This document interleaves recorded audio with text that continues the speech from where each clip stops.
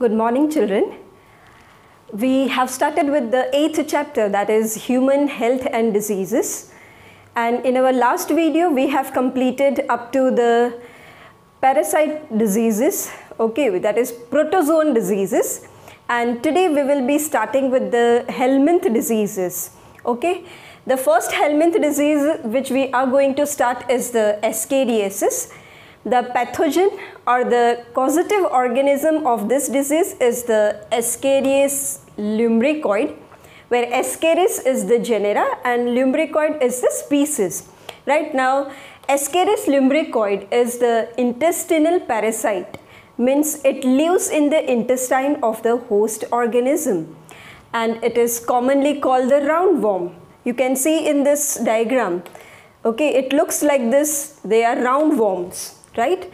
Then Ascariasis diseases is transmitted by the contaminated soil, water, vegetables, fruits, etc.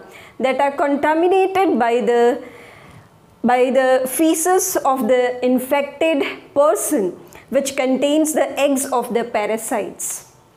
Right? So in that way, the disease called Ascariasis is transmitted from one person to the other person, right? And it has different symptoms like internal bleeding, where the blood doesn't come out of the body, but as the internal parts are damaged, there will be bleeding, the blood will be circulating, the blood will be coming out of the tissues or the organs, and it will be present inside the body only. Then muscular pain, the muscles undergoes pain, there is severe pain in the muscles, right? Then fever. Anemia, anemia is the condition where there is deficiency of RBCs and hemoglobin in the blood. So that is also one of the symptoms of the Ascariasis diseases. And the last symptom is the blockage of intestinal passage. The intestine gets blocked, and due to that the fecal material gets blocked, or it remains inside the intestine. It doesn't move, or it doesn't get transferred to the other part of the digestive system. Moving to the next type of helminth disease, that is filariasis, which is also called elephantiasis. The causative organism or the pathogen of this disease is the filarial worm, or it is also called Wuchereria. Okay, and being more specific, Wuchereria bancrofti and Wuchereria melloi. Okay, Wuchereria is the genera, bancrofti is the species. Similarly here, Wuchereria is the genera and melloi is the species. So Wuchereria, bancrofti and melloi, these are the causative organisms which causes the disease elephantiasis or filariasis, and it is commonly called the filarial worm. The disease gets transmitted by the bite of the female Culex mosquito.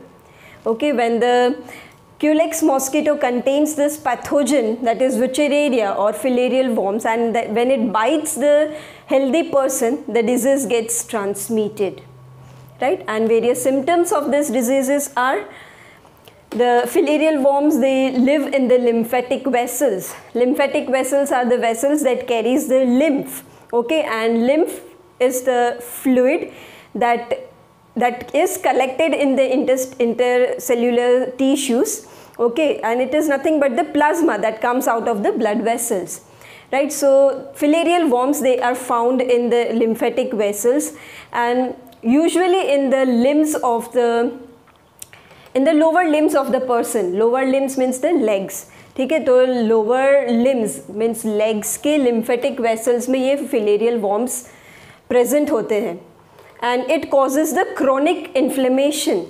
Dear children, chronic means for long period of time, and inflammation means a condition in which there is redness, the part gets swollen, okay, and there is severe pain in that part, right? So it causes chronic inflammation of the organs. in which they live for many years, right? As I said, it is chronic, so it lives for many years and the condition lasts for a very long period of time.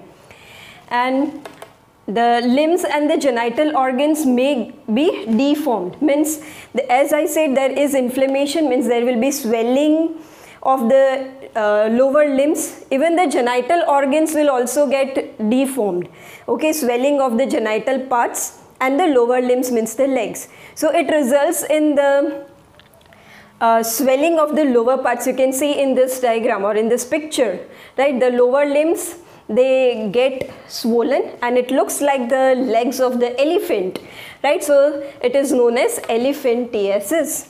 And in this picture you can see the diagram, the picture of the filarial worms, and this is the Culex mosquito, female Culex mosquito, which carries this pathogen. Now that is all about the Helminth diseases. Now we will start with the fungal diseases, and the first fungal disease is the ringworms, right? The causative organism of ringworms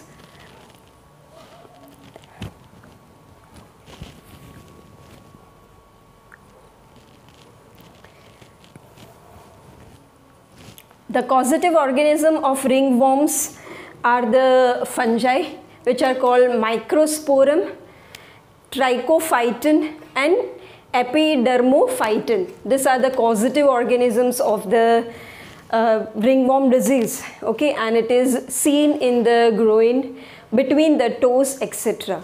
Okay. As I told you, pathogen is Microsporum, Trichophyton and Epidermophyton, and they are seen in the groin, between the toes. The mode of transmission is from soil or by using the towels, clothes, comb, etc. of the infected person. See, suppose an infected person has used a towel, and if the same towel or if the same cloth or if the same comb is used by another healthy person, then the pathogen gets transmitted from the infected person to the healthy person. It gets transmitted from the soil even, okay.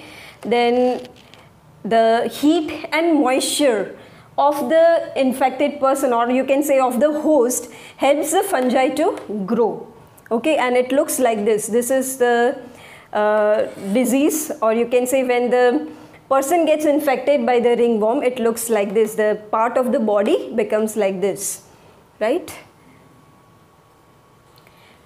Now, symptoms of the disease are dry, scaly lesions, okay, dry and scaly lesions on the skin, on the nails, on the scalp. Lesions means like this, you can say the rounded part, okay. Some part of the body, they get surrounded by the reddening, okay, redness take place. Even the skin becomes very dry and scaly, means there will be small parts of the skin that will come out, right? So dry scaly lesions on the skin will be observed, even on the nails and on the scalp, and because of that there will be intense itching, ठीक है, बहुत खुजली आती है वो area में जो part infected होता है. Now, preventive measures for infectious diseases. Maintenance of personal hygiene as well as the public hygiene is very important for the prevention of the diseases, okay. So for the personal hygiene, what we need to do is we need to keep our body clean. And how can we keep our body clean? By taking regular bath, okay. So we need to take bath properly twice a day, then use clean drinking water. The food even should be clean and hygienic, right? So the water which we drink and the food which we eat, that should not be contaminated, it should be clean, right? And if we talk of public hygiene, then there are various measures. The first measure is proper disposal of waste and excreta. The waste that is produced in our houses or at different sites should be disposed of properly. It should not be thrown here and there, because it causes the it causes the mosquito breeding, and due to that there will be spreading of different diseases. Even the excreta should be disposed of properly. Excreta, human excreta or animal excreta should be disposed of properly.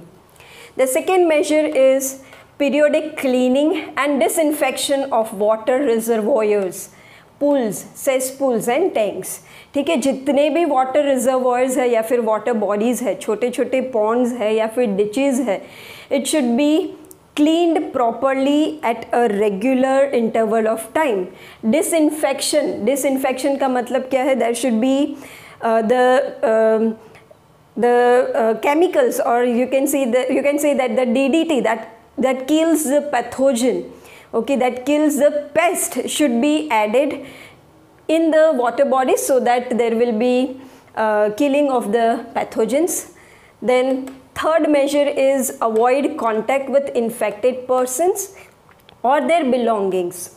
Okay, the healthy person should not come in contact with the infected person or to the belongings, especially when we know that the person is suffering from a disease. We should keep distance with the infected person, okay, to control the airborne diseases. Airborne diseases are the diseases that are transmitted through air. Fourth measure is standard practices of hygiene in public catering.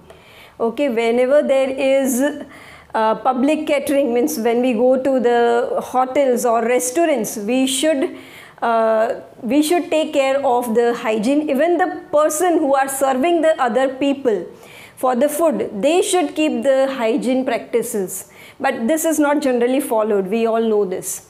And the fifth measure is control and eliminate vector. Example, the mosquitoes.